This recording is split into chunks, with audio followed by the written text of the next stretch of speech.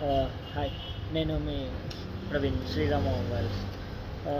ఏం లేదు, last 2 months back మా షాప్లో ఒక దొంగతనం అయింది. చాలామంది అడుగుతున్నారు ఏంది స్టోరీ అది అని.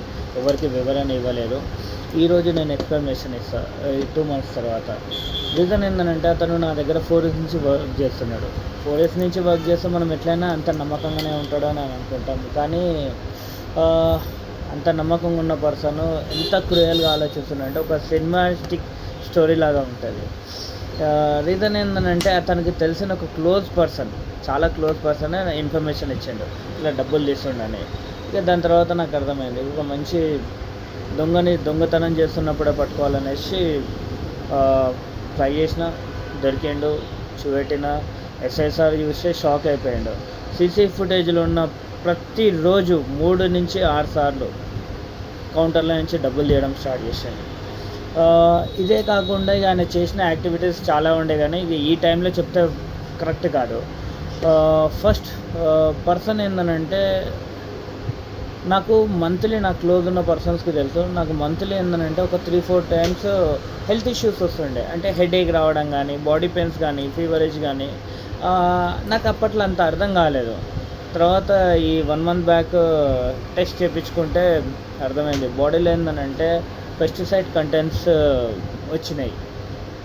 ఇక మీరు ఆలోచించుకోవచ్చు, అంటే హెల్త్ నాది ఎంత దెబ్బతిన్నా కూడా ఆలోచించకుండా ఇట్లా ముందుకు వెళ్తుండు